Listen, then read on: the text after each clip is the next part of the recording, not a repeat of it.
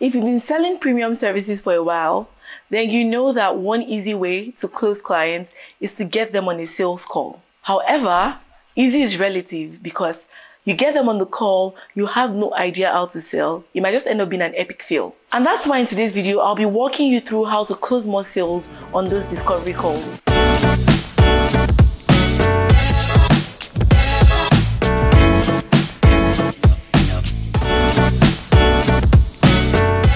Welcome back. If you're new here, my name is Chris-Amusan. I'm an online marketing strategist and I help coaches, course creators, consultants create a system that helps them attract and then convert clients, premium clients for their business. So if that sounds like you, remember to hit the subscribe button so you get notified every time I release a video. I release videos every week. In today's video, I'll be walking you through how to close more sales on discovery calls using something called the Closer framework. Closer is an acronym that was developed by Alex Hormozi. He's a very popular entrepreneur. But before I go into that, I want to let you know that the key to being adept at closing sales is actually integrity. When you know that the product that you provide can change the lives of people, you're very convinced about the transformation that they will get from using your product. It makes you walk different, you move different. It gives you this extra boost of confidence. And then when you now take that level of confidence and add it to everything I'm going to share with you on this call, it's like a power combo. Before you go into the sales call, remember to create rapport. Right? Ask the client where they're from, find a common ground just so that they can feel like, oh, there's something to connect with. It could be that you live in the same city, you like the same food, or you're probably in the same industry. Just find some common ground so they feel like, oh yeah, I know this person or I like this person. So let's talk about the Closer framework. Closer is spelled C-L-O-S-E-R. C stands for clarify. And clarify here means that you want to ensure that you and the prospect are on the same page because you don't want to be solving the wrong problem. You want to know that the problem that they have is the one that you are qualified to help them solve. And how do you clarify? You need to ask questions. This is one massive tip for discovery calls.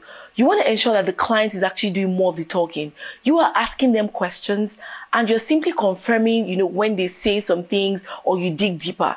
Don't get sucked into the trap of trying to sell on the discovery call. Yes, I know it's a sales call and there's going to be a time where you have time to do that. But more of the time should be spent asking them the right kind of questions and let them confirm. Think about it. When you go to the doctor's office, the doctor keeps asking you, oh, when was the first time you noticed this symptom? Oh, how does the pain hurt? What side of the body is it? Oh, what have you done?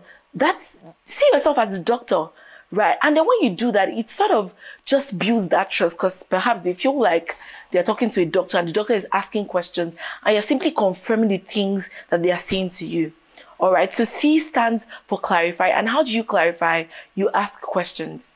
So now that you've clarified why this person is on the call, you need to label. Typically, I label the prospect's pain points just by asking a summary question to be like, okay, so if I'm getting you correctly, you're here because X, Y, and Z, and then get them to actually agree that, oh yes, this is what it is. At this point, if you're not regurgitating what they said correctly, they would probably correct you and be like, yeah, and this and that and that. All right. You've clarified. So you've given the prospect a chance to tell you why they're here. You're giving them a chance to sort of narrate all of that.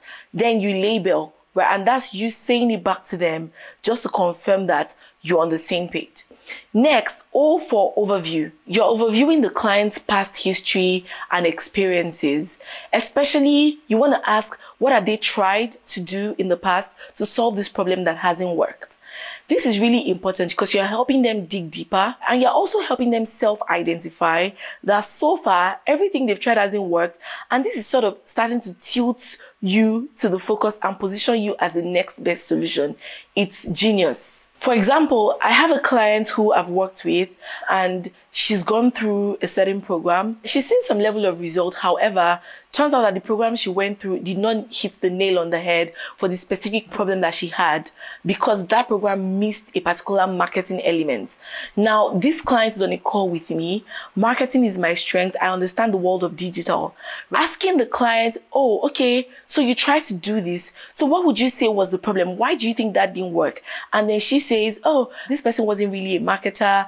And for me right now, the issue that I have is geared towards, trying to get my marketing in place. This person is already pointing towards me because that's my strength. All right. So many times, if you're on a call with a prospect who has a gap and you are qualified to solve that gap, by overviewing their past history, the things they've tried to do in the past that hasn't worked, they already start to point towards you, except if you're not the perfect solution, in which case, like I said, integrity. You probably don't want to be working with a client who you're not positioned to be able to solve, or you're not qualified to be able to solve the problem. But if you're the perfect person, already, by the time you're overviewing the past failures that they've had, you're already positioning yourself as the next best solution without even trying. Now, as for sell, I'm sure you think sell here means, okay, it's time to sell my product. Not yet. Just hold on a little bit. Before you go on to sell yourself, right, you want to give this client some advice. I mean, very quickly, your discovery call is lasting maybe 30 minutes max, right? So it's not like you have the whole time to teach a whole masterclass, but you want to give them 3 pointers that could fix the problem that you've now been able to identify as the problem. What this does, again, it is further solidifying your position as the expert that is qualified to solve that problem. So you're giving them quick tips, and then you now go ahead to let them know, actually, this is my area of strength. Do you see? It becomes a natural progression. You've given them the tips. You're now going further to tell them that, oh, this is what I actually specialize in doing. And this is the perfect time to ask them for permission, whether they're interested in hearing about the service you provide. So a typical way to ask this is, oh, so would you like to hear more about the program that I have that actually solves this problem?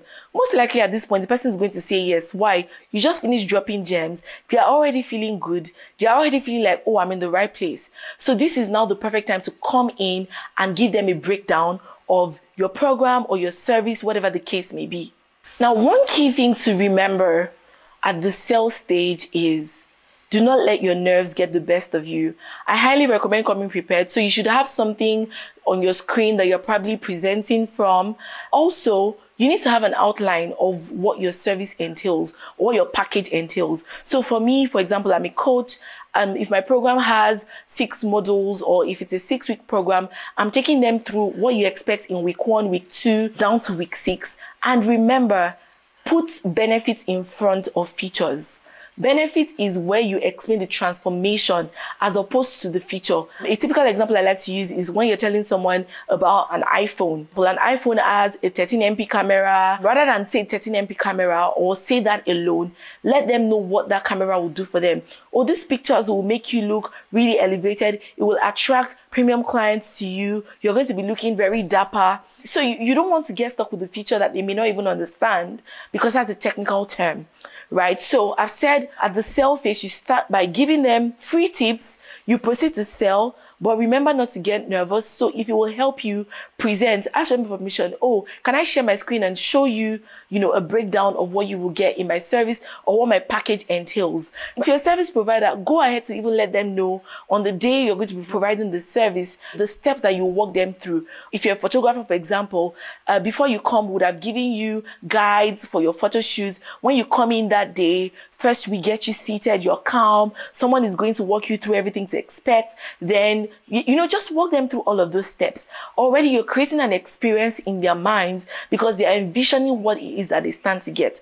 And don't forget, sell the transformation and what they will derive by virtue of working with you. Now, E for explain. Explain here is going to be necessary because after you finish selling, you should be asking them, do you have any questions? Most likely they're going to say yes. If they don't say yes, of course, you should come prepared, ready to put forward your frequently asked questions. So it's 2 ways. It's either the client is asking you questions, or the client says they have no questions, and then you can say, oh, So there are common things that I like to address beforehand, just from my experience working with previous clients. So what you take this moment to do is to bust objections that the client may not be voicing out to you. Common objections that you'd probably be confronted with is with your pricing. Why should I do this now? So you want to let them know these are the reasons why it's important for you to take action now. There are some other common reasons that clients may have given you in the past as to why they're not, paying for your program. Of course, you want to also share a testimonial, because this is always a good way to further position you as the expert. Now, I presume that even ahead of this call, you should have shared some of these things with this client, which is why I typically recommend with an application funnel, a video I'm going to link up here, your emails, your reminder emails before that call, you should have shared some of your your humble brag, social proof to show them that you are the man for the job. Do not be afraid to ask for that sale, all right? Feel free to offer payment plans at this point if that's what's going to be the deal breaker for the client. And then finally, R for reinforce. You've closed this sale, but remember that there's something called buyer's remorse. Buyer's remorse here is someone has paid you for something and then they're like, oh my gosh. You don't want to just feel like, oh, I've closed the sale, now I can go sip a cocktail. Your work isn't done. You have to be ready to come correct and ensure that the next experience the client gets after you close the sale is very elevated. Have a good onboarding process in place. Even from the point where you close the sale, once you charge their card, they should have a receipt. You should also have an automated email saying, hey there, welcome to the program. Let them know next steps or when next they can expect to hear from you. Do not drop the ball, because if you do well at this point, you're likely to keep working with these clients, increase their lifetime value, meaning upsell them to some of your other offers, or even get them to be so excited that they're telling other people about this newfound secret, which is you. Overall, the key things to note with delivering a sales call that ends in you closing the sale is let the client lead, right? You're giving them prompts, but they are leading. They are doing more of the talking. And when the time comes for you to close that sale,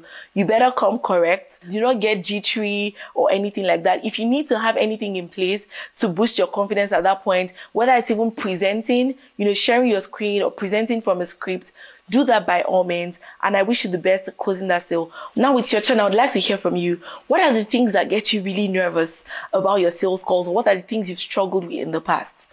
Also, if you're interested in joining my free training where I show you how to convert more premium clients for your business, check out the link in the description and join my free workshop.